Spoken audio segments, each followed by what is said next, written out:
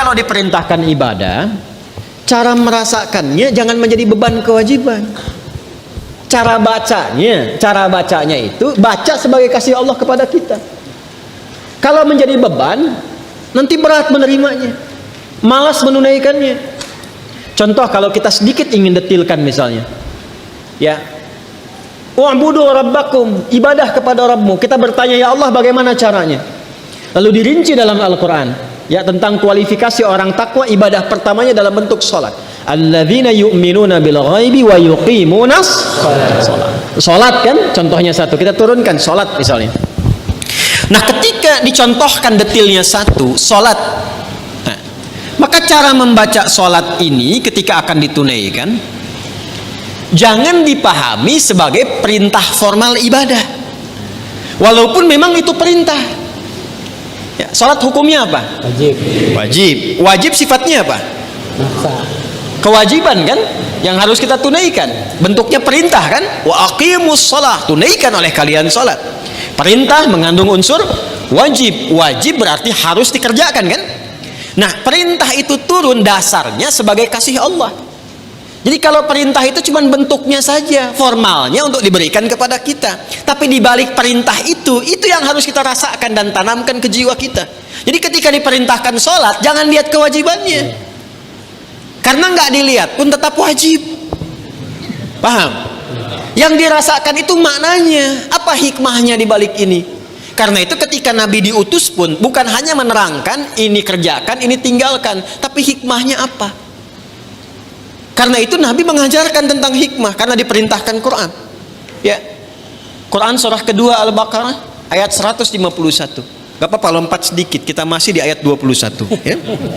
Kama arsalna fikum rasulan minkum yatlu alaikum ayatina wa yuzakkikum wa yuallimukumul kitaba wal hikmah wa yuallimukum ma lam takunu ta'lamun. Jadi ketika diterangkan kepada kita ibadah, kata Al-Quran ada perintahnya dulu.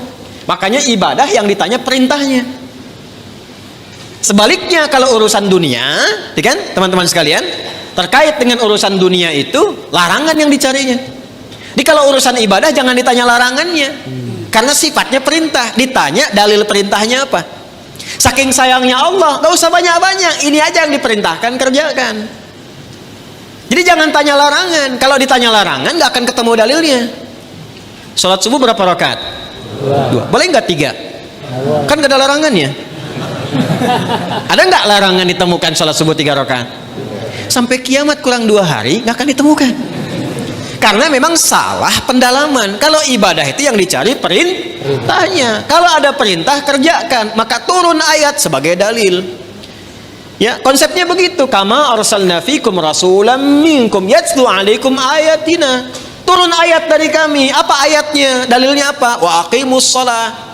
Baru kita sholat. Lihat prakteknya dari Nabi. Contohnya bagaimana? Dibatasi saking sayangnya Allah, nggak usah banyak-banyak. Tapi kalau kita ikuti dapat hasilnya. Nah sekarang bagaimana menjalaninya? Setelah turun ayatnya, belajar cara melakukannya, bahas juga hikmahnya supaya nikmat menjalani ibadahnya. Karena ketika ayat diturunkan, hikmah menyertainya. Itu permintaan turunnya hikmah itu sampai dimohonkan 2 orang Nabi dan Rasul, ayah dan anak. Nabi Ibrahim dan Nabi Ismail setelah tuntas alaihi wassalam meninggikan bangunan Ka'bah yang runtuh bagian atasnya di masa Nabi Nuh karena terkena banjir itu, tersisa pondasi. Masih ingat 2 tahun lalu saya terangkan, ya kan? Pondasi bahasa Arabnya kalau satu kaidah,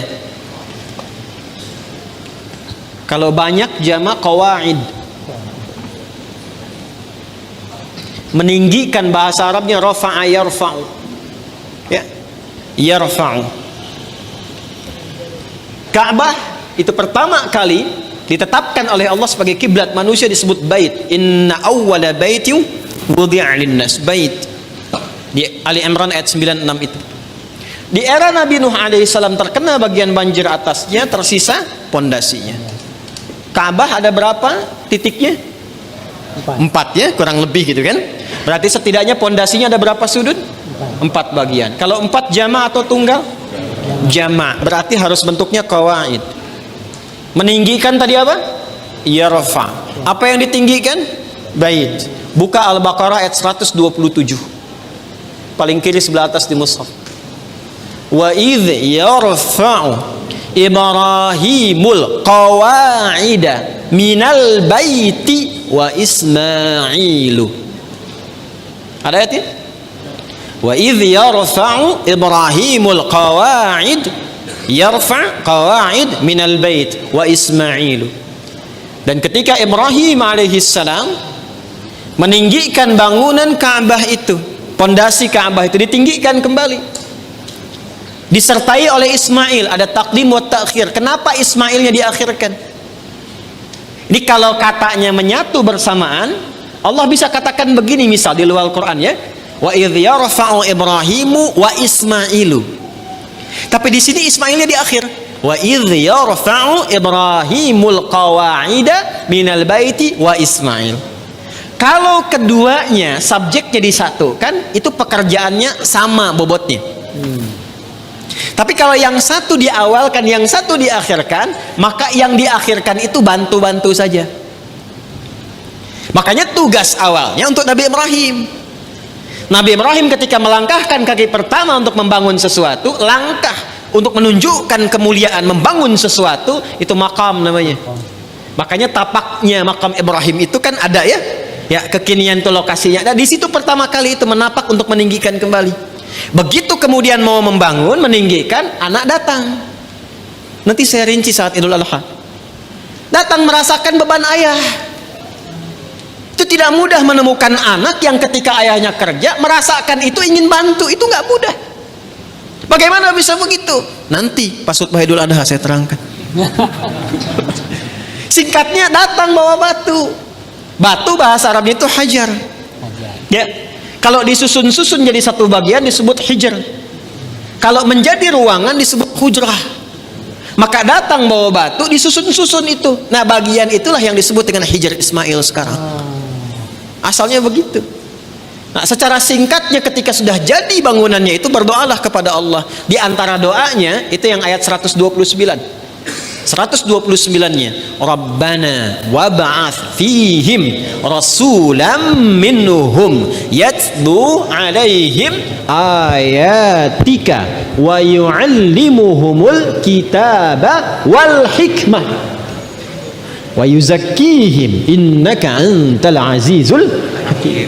Ya Allah, mohon ya Allah, nanti utus Rasul yang terakhir itu, Rasul yang paling terakhir. Karena Rasul ini yang paling mulia. Ya, nanti setiap Nabi dan Rasul, nanti ketika masuk ke ayatnya kita akan bacakan. Itu semua Nabi dan Rasul bisa bertugas setelah mengambil komitmen perjanjian dengan Allah akan membantu risalah Nabi Muhammad SAW. Di risalah Nabi Muhammad itu sudah diviralkan di zaman setiap Rasul sebelum kedatangan Nabinya. Ya. Wa idh akhadallahu mitsaqan nabiyyina lama ataitukum min kitabin wa hikmatin thumma ja'akum rasulun musaddiqun lima ma'akum la tu'minunna bihi wa la tansurunna qala aqrartum wa akhadhtum 'ala dhalikum isri qalu aqrarna qala fashhadu wa ana ma'akum asyahidin wa ana ma'akum minasyahidin. Jadi nggak mungkin ada Rasul bertugas kecuali dalam tugas itu ada komitmen untuk membantu, menerangkan dan menguatkan risalah Nabi Muhammad SAW yang akan bertugas kemudian. Nabi Ibrahim, Nabi Ismail, itu keduanya bermohon, ya Allah, karena ini Rasul yang paling mulia, maka mohon ya Allah lahirnya dekat tempat yang paling mulia. Mana tempat yang paling mulia di bumi? Makkah. Ka'bah. Di Makkah Al-Mukarramah. Karena itu satu-satunya Nabi yang lahir dekat Ka'bah itu cuma Nabi Muhammad SAW. Nabi Ismail dimakamkannya dekat situ, yang dekat sumur Zam-Zam itu.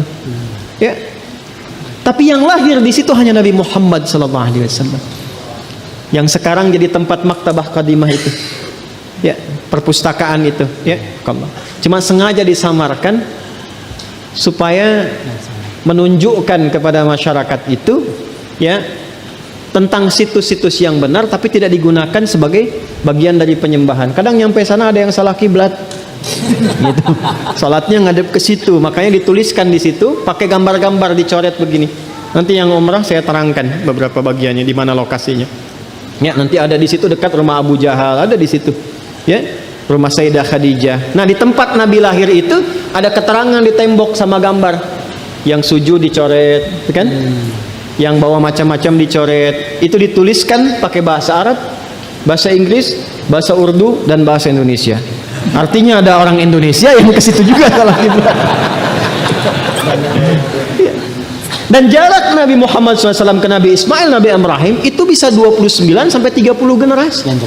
Setiap generasinya bisa bertahun-tahun. Muhammad SAW bin Abdullah bin Abdul Muttalib bin Hashim bin Abdul Manaf bin Qusay bin Murrah bin Kilab bin Ka'ab bin Ghalib bin Fihir bin Malik bin Nadar bin Kinana bin Khuzaimah bin Mudrikah bin Ilyas bin Nizar bin Mudar bin Ma'ad bin Adnan bin Adri bin Adri bin Muqawwam bin Nahur bin Tarikh bin Ya'rub bin Yasjub bin Nabit bin Ismail alaihissalam bin Ibrahim alaihissalam. 29 sampai 30 generasi. Coba ulangi. Itu sudah minta, ya Allah, konstruksi risalah yang dibawa Nabi Muhammad itu kuatkan dengan ayat supaya jelas, kita tidak bingung kalau mau ibadah. Makanya orang Islam itu ibadahnya jelas.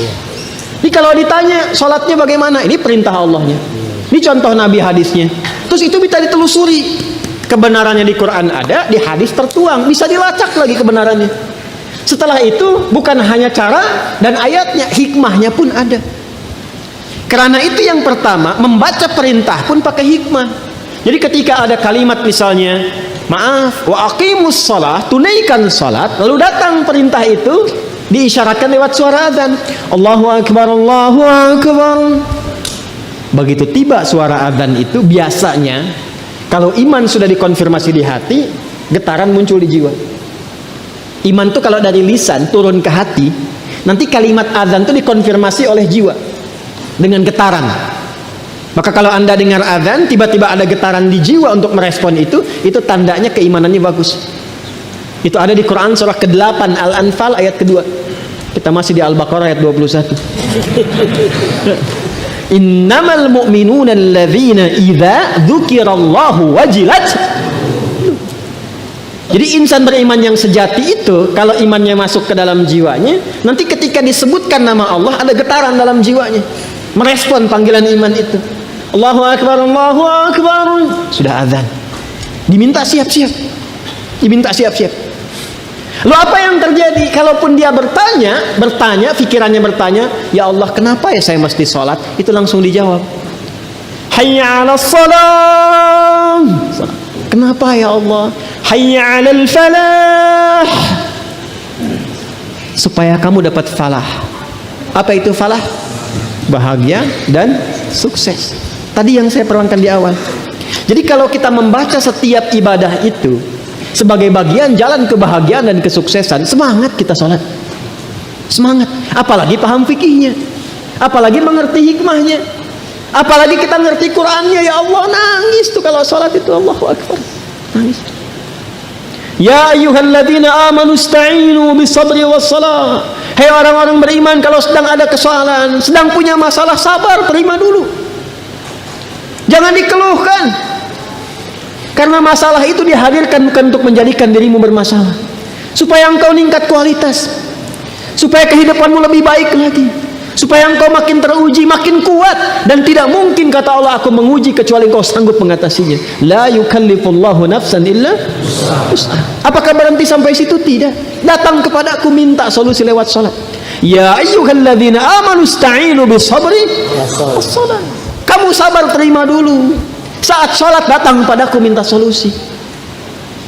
Jadi begitu dipanggil lewat sholat itu, ditunggu kita mau minta apa. Baru kita berdiri baca Al-Fatihah, baca iyyaka na'budu wa iyyaka nasta'in. Hadis kutsinya mengatakan hadza baini wa baina 'abdi wa li 'abdi ma sa'al.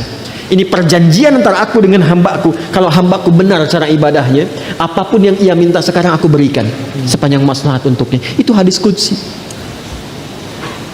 Ibadi khalaqtuka lil ibadati fala tal'ab wa qasamtu laka rizqaka fala tal'ab wa qasamtu laka rizqaka fala tat'am. Hambaku, aku ciptakan kau itu untuk ibadah. Wa ma khalaqtul jinna wal insa illa liya'budun. Aku ciptakan kau untuk ibadah. Artinya kita dicipta ini memang supaya bahagia. Karena ibadah itu pengantar kebahagiaan. Kita itu tercipta untuk senang, saking sayangnya Allah kepada kita. Kehidupan rumah tangga itu menyenangkan, kerja itu membahagiakan. Ini kalau kita larut dalam kesedihan, berarti ada sesuatu yang tidak berjalan dalam kehidupan kita itu. Wa qasamtu laka rizqaka fala tat'an. Kamu aku ciptakan untuk ibadah, jangan banyak mainnya, kata Allah. Kalau kamu benar ibadahnya, jangan khawatir tentang rizki. Aku bagi dan aku percepat. Engkau gak usah lelah mendapatinya. Itulah ibadah. Kurang apa Allah di situ? Dan itu dibuka untuk semua hambanya gitu. Itu yang luar biasa. Dan itu berjalan di setiap kesempatan generasi. Dari generasi awal loh, sampai ke kita, sampai kehidupan berakhir. Kurang sayang apa?